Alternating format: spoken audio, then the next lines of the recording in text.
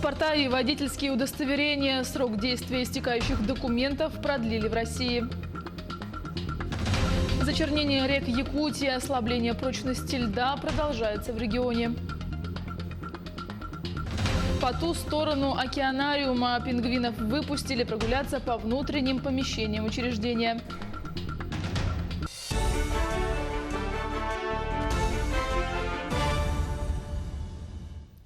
В эфире новости, в студии Юлия Великодная. Срок действия истекающих паспортов и водительских удостоверений продлили в России. Указ подписал президент России Владимир Путин. Речь идет о документах, срок которых истек или истекает в период с 1 февраля по 15 июля. Согласно указу, россияне, которые не успели получить паспорта по исполнению 14 лет, в качестве удостоверения личности смогут использовать свидетельство о рождении или загранпаспорт. Президент также поручил МВД России определить порядок и сроки замены и выдачи документов. Временные правила для оформления листков нетрудоспособности работающим гражданам 65 лет и старше изменены. Премьер-министр Михаил Мишустин подписал соответствующее постановление. Новые правила не распространяются на тех, кто продолжает работать дистанционно или находится в оплачиваемом отпуске. Оформление больничного происходит через работодателя. Он с использованием своего личного кабинета должен направить в региональное отделение Фонда социального страхования перечень лиц 65 лет и старше, которые состоят с ним в трудовых отношениях и соблюдают режим самоизоляции. На получение больничного имеют право работающие пенсионеры, родившиеся 20 апреля 1955 года и старше. 16 апреля внесены изменения во временные правила оформления листков нетрудоспособности, назначения выплаты пособий в случае карантина застрахованным гражданам в возрасте 65 лет и старше. С 20 апреля листки нетрудоспособности оформляются сроком на 11 календарных дней. В связи с этим работодателям необходимо подать информацию со сведениями о работниках в региональное отделение. Граждане, потерявшие работу с 1 апреля и обратившиеся в службу занятости, получат пособие в максимальном размере. В соответствии с поручением президента России Владимира Путина, его сумма в республике увеличится на размер районного коэффициента. Постановление о выплатах в апреле и июне 2020 года подписал председатель правительства страны Михаил Мишустин. На территории Центральной и Вилюйской группы районов максимальный размер выплат составит от 17 до 20 тысяч рублей, в северных районах республики максимальный размер пособия составит 24 тысячи.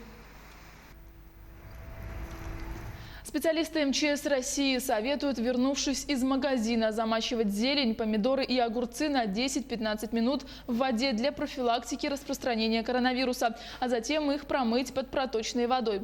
Овощи и фрукты следует тщательно мыть с нейтральным моющим средством. В МЧС также напомнили, что, придя с улицы домой, нужно сразу же вымыть руки и только потом разбирать покупки. Продукты в твердой упаковке, пластиковой, металлической или стеклянной надо помыть водой и мылом, советуют в МЧС.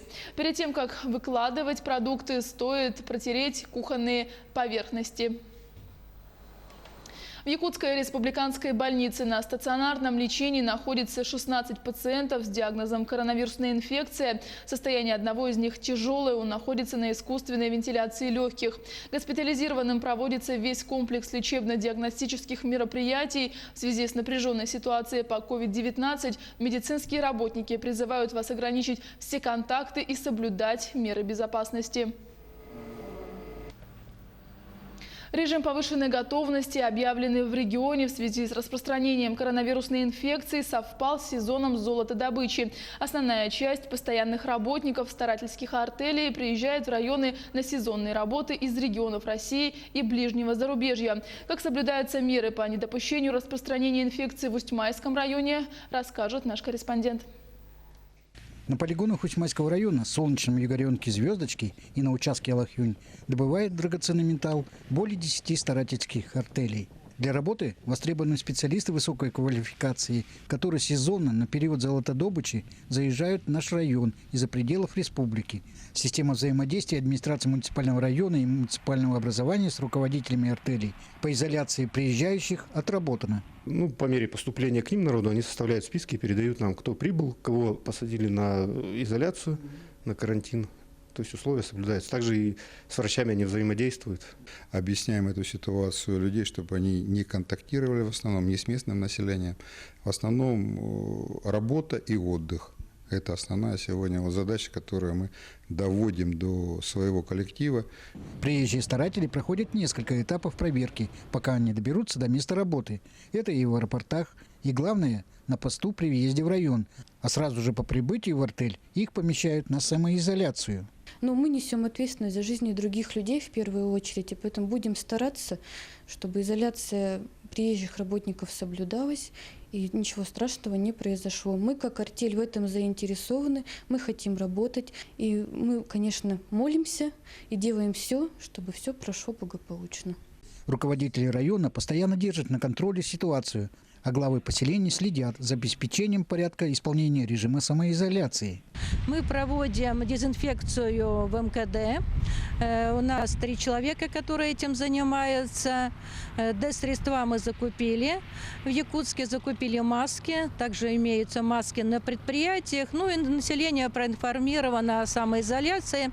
Вы видите, что в поселке фактически движения нет. Некоторые старательские артели уже закончили принимать работников. Тем более, что зимники и переправы уже закрыты. На данный момент завоз закончился. Те, которые там неделю, там чуть побольше назад заехали, они все находятся в обсервации, выжидают 2-недельный срок.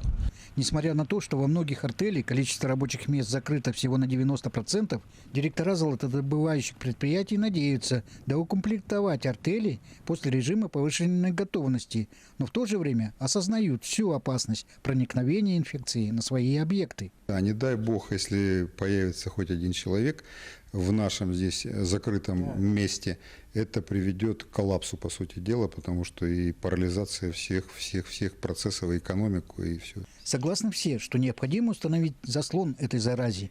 У старателей есть преимущество в том, что они располагаются в труднодоступных местах, куда случайный человек не попадет.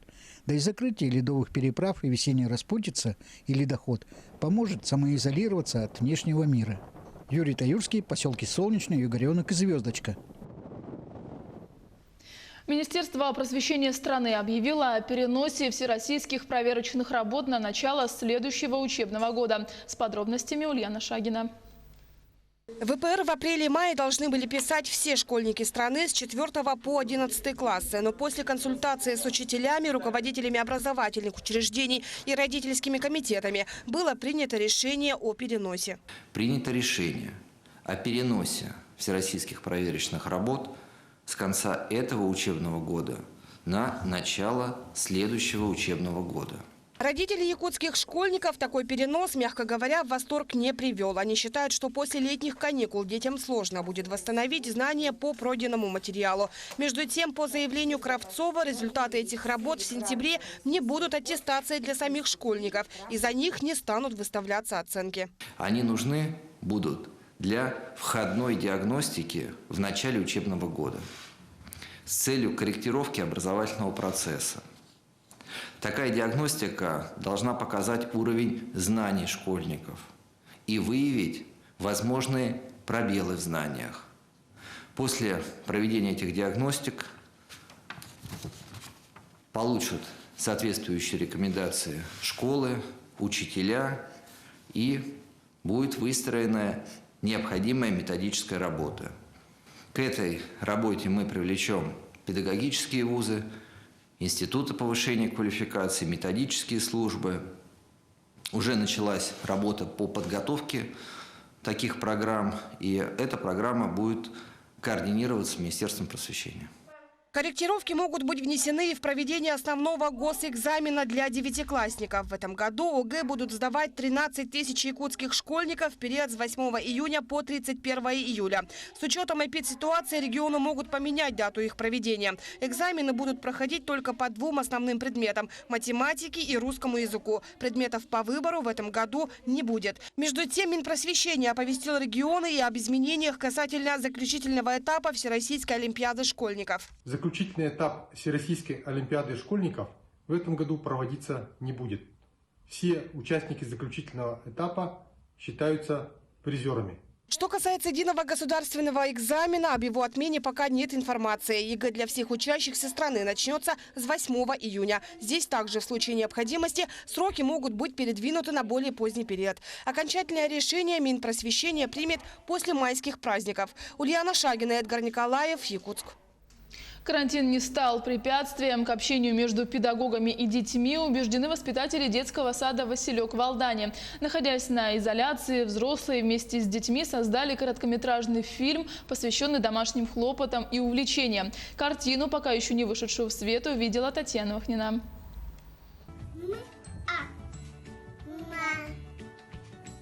Мама.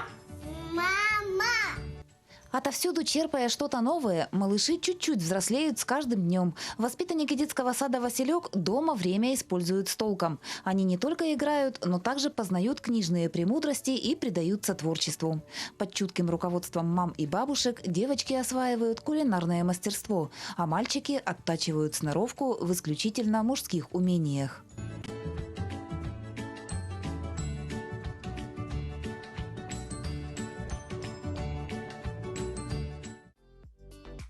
Не сидят без дела и воспитатели. Привычка, как известно, вторая натура. И каждый день педагоги начинают с зарядки. Кроме того, вынужденное домоседство дает возможность привести в порядок документацию. Также воспитатели делают иллюстрации к сказкам, продумывают логические игры и выстраивают занятия, возобновление которых ждут как они сами, так и их воспитанники.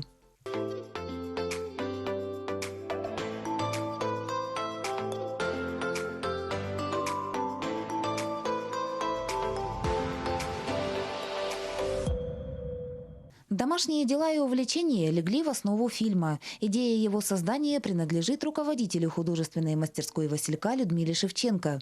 В работе над картиной приняли участие и взрослые, и дети, рассказала по телефону воспитатель Наталья Колпакова, в настоящее время осваивающая стезю режиссера и монтажера. Нужно было собрать фото и видеоматериал с каждого работника. Затем самое сложное – обработка и монтаж. Достаточно кропотливая работа, но получилось быстро. Процесс создания ролика даже понравился. Интересно пробовать себя в чем-то новом. Педагоги «Василька» убеждены, просторы для творчества и развития безграничны. Изоляция и карантин не стали препятствием к общению наставников с детьми. Татьяна Вахнина, Сергей Шипачев, Алдан. Ослабление прочности льда продолжается на реках республики. В этом году такие работы запланированы на 46 затороопасных участках рек Лена и Колыма. Работы по зачернению и распиловке льда планируется завершить в центральных районах Якутии до 25 апреля, в северных до 3 мая. По словам специалистов, на сегодняшний день распилено 18 километров льда, зачернено 210 гектаров. Сотрудники океанариума в Самаре выпустили пингвинов прогуляться по внутренним помещениям учреждения.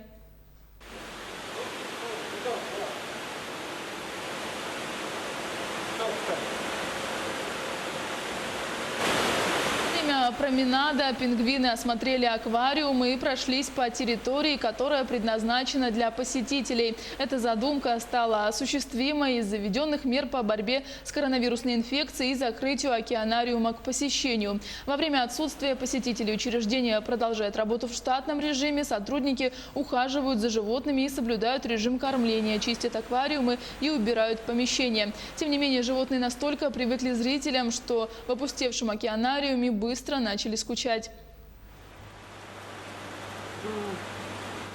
В настоящий момент мы ждем скорейшего открытия океанариума, чтобы к нам пришли наши посетители. И океанариум, как говорится, наполнился жизнью. В настоящий момент мы попробовали выпустить прогуляться пингвинов. Вот. Ну, сами видели, они тоже еще немножко не освоились, потому что без посетителей, ну, все животные ведут себя немного лениво. То есть, ну, никто на них внимания не обращает, вот, и им немного скучно, скажем так. Однако сотрудники отмечают, что выход на прогулку доступен лишь тем животным, кто прилежно ведет себя в вольере и не начнет безобразничать, выйдя за его пределы. Тем не менее, несмотря на новые открытия, пингвины стремились обратно в свой аквариум к сородичам, чтобы продолжить плавать и есть рыбу. Но на самом деле мы выпустили только тех пингвинов, кто себя прилежно ведет, кому мы доверяем, которые вышли, погуляли, осмотрелись. И для них была устроена экскурсия. Они посмотрели, в каком большом доме на самом деле они живут. Оставайтесь с нами, еще больше информации на наших сайтах.